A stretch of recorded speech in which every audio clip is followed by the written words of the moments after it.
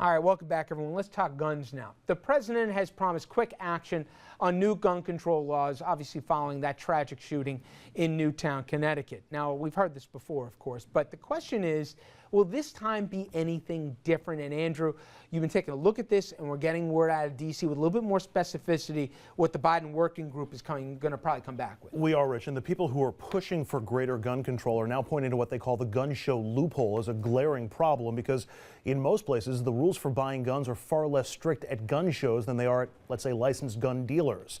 That's just one of the changes we might see. In the meantime, however, gun enthusiasts are flocking to those gun shows. The shadow of Newtown fell over this gun show in nearby Stamford, Connecticut. The organizers, Westchester Collectors, Inc., declined a request from the town's mayor to cancel the event. This is a private thing. He shouldn't be expressing his opinion on it. 4 other gun shows in the region around Newtown have been called off. Another has agreed not to display military-style semi-automatic rifles and their high-capacity magazines. But attendance is up at gun shows like this one in Minnesota. I see a lot of panic buying. We went through and came down here to get what we wanted before everything's illegal. That amid new talk of gun bans coming out of Washington. A lot of people really think the government's going to take some strong actions to limit purchase and possession. So everybody wants to get their toys. The FBI reports a record 2.8 million background checks of would-be gun buyers in 2012. That's a 49% increase in just 1 year. And some stores have had trouble keeping their shelves filled. We sold 50-some rifles in 3 days. Over the weekend, the Washington Post reported that a task force led by Vice President Joe Biden is considering proposing the following gun restrictions: universal background checks on all gun buyers, tracking the movement and sale of weapons through a national database, strengthening mental health checks, and stiffening penalties for guns near schools or guns that are given to minors. Rich? All right, Andrew, thank you. Not mentioned in that or anywhere we've seen is the assault weapons ban, although you got to have, at least I have a gut belief that that's going to be included. Let's go through these things individually, guys. Anybody got a problem with a universal background check if you want to go buy a gun in this country? And you ought to include in it also mental health as part of the background checks. Definitely, but so just doing piece by piece, because I've got 2 Republicans here at the table, and I'm curious your guys' perspective. Universal background checks. You think we're at the place right now, politically and practically in this country, where we can do this without some giant fear of gun grab? Well, the bottom line is that would be the most meaningful change. Yes. Explain why, if you could. Well, I helped push the assault weapon ban in '93, and candidly, we passed it, but I can't tell you it did a lot. But I do think this would. Because, explain the problem right now from law enforcement. If they're trying to track down a gun that was sold, who has the gun, how it went from hand A to hand B to hand C, let alone ammo, et cetera. Can you explain, just from a practical level for somebody at home, why this is an issue worth fighting for? Well, I can tell you this. You want to know who owns guns, and when a gun is used, you want to know whose gun it belonged to. There's also a problem, Rich, with states updating that database in a timely fashion. States that have very liberal gun laws that are, very go ahead and have a gun kind of states have not been very good at reporting mental health diagnoses, somebody who seems to have gone off the deep end, or reporting felony arrests or orders of protection like restraining orders. Those are the kinds of things that should be in the database that would prevent somebody at the point of sale from getting a gun. And part of the updates would be to make sure that the states are updating that database better. I believe a felon doesn't have a constitutional right to have a weapon. And unless you know who he is, and unless you do a background check, you can't turn around. And the other thing is to make this across the board. You talked about mental health issues.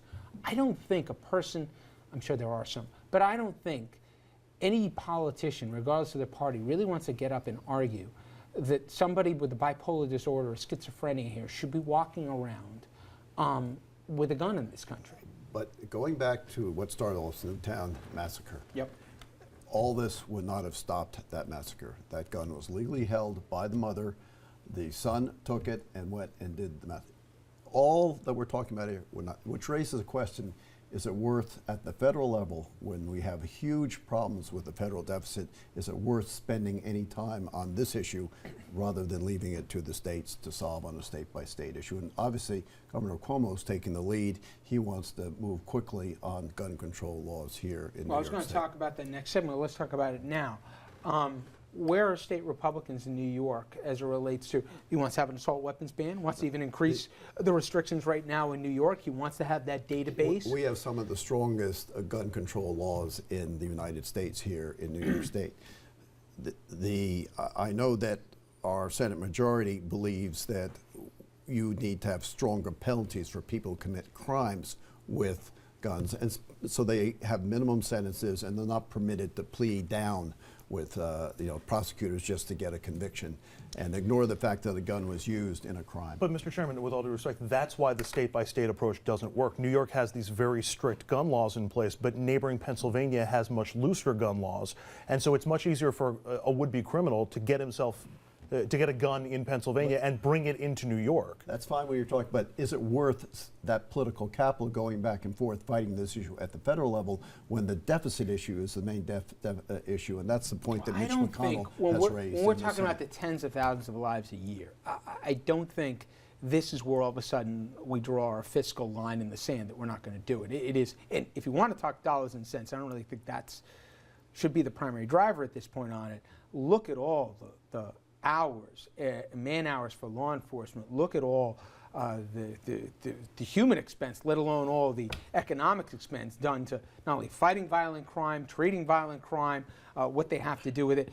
For me, one number that did stand out, and I want to bring in Dom on this, is whenever I talk to law enforcement, they say, look at how they're getting the guns, not just the stuff on the streets, but 0.5% of gun dealers are responsible, legally or otherwise, for guns that are used in the commission of crimes. And I always think whenever we have these arguments that the people that should be arguing the most for this are the good, responsible gun dealers to say, why am I getting, lumped in with this guy who sells to any straw sell, a guy, selling out of his trunk? I'm playing it the right way and I'm now lumped in with these. To me, I think at least, Dom, if they can find a way to get at it, to make it punitive to the pocketbook of a dealer, that you're going to have either civil or criminal, culpability here if your purchases, your wares, you don't keep track of it, you don't track who you're selling it to, etc. If there's a disincentive for them to, with a wink and a nod, let them walk out the door, then I think we've got some material difference. I agree with you 1,000%. However, that may be a bit of a stretch in terms of legislative in order to get Congress to agree on that. What I'm shocked by, and again, these are proposals that have leaked out. I want to hear about the assault weapons ban. I understand, Congressman. I know you worked on it and you feel that it wasn't as effective as it could be. But I think that 9 out of 10 out of 10 Americans want that assault weapons ban and a ban on these high ammunition clips. When are we going to hear about that from the Vice President's commission? That's the question. I mean, we can do everything else, but people want... You would think, I would have thought 9, 10, or majority. It's pretty split in this country. And to me, though, the optics of, after Newtown, nobody should walk around this country with an AR-15 or a Bushmaster. I just think as a country we're better than that. And these high ammo clips, I know what you fought for. You know much better than I on the subject. Be the devil's advocate. It's a semi-automatic. Whether the gun looks ugly to you or not, I could show you a beautiful weapon. You say, well, that's not a big deal, but it has the same firepower as the weapons you mentioned. But then whenever we go down this road, and I have these conversations tomorrow, I'm speaking to Larry Pratt, who's the poster child to argue for more guns in schools and all the rest of the silliness. It's, well, you can always do a modification of that. You have to start somewhere. Well, okay, so this is where I'd suggest just be sensible. When you start hearing all these folks and all the things they want to do, you're going to just rally the Second Amendment folks. Well, then tell me where you think the emphasis should be right out of the gate. Well, first off, take care of the loopholes. The loopholes that, if you think it makes sense at a store, it should make sense at a gun show. So have the same requirements there. The background check, making sure people aren't buying guns who shouldn't get guns, making sure that if an adult lets a child get a gun, that the adult is held responsible for the action of that child if that child does something wrong with it. Guns should be locked up. And responsible gun owners do that. So they should have no concern with that. Just practically, guys, from a clock standpoint, take the politics out. The president doesn't have a lot of time with this, does he? Doesn't he have to get something done one way or the other? He can do some of this with executive order. They're saying, believe it or not, he's going to try and enlist the likes of Walmart, et cetera, bring businesses into this conversation. But I think he's got to do something this month. I think if he waits to push something through to February with the attention span theater in this country, we're going to move on to something else. Well, I'm where Ed is on this, though. I mean, you've got a country that's going to implode financially if we don't deal with that issue. And this is an issue that is so controversial and so difficult and will have minimal payback even if we get it passed. You're ignoring one key element in the timeline question, which is there another horrific event in the next few weeks? It's so tragic. It's so pathetic, but you know what? You're probably right. We're going to be talking about something else. Look at the 3 cops that were shot just over the weekend, right, in a 24-hour period. All right, we're going to keep this conversation going, and you should participate as well. Please go online, go to Facebook and Twitter, make your opinion heard. In a post-Newtown America, will we see real gun reform? We're going to take a break, but when we come back, we're going to ask about additional questions, including the subject of guns in schools.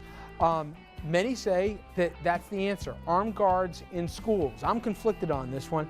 When we come back, we'll see where the table stands on that. That and LOHUD's very controversial decision to print names and addresses of legal gun owners in the Westchester, Rockland, Putnam area. Stay with us. We'll be right back.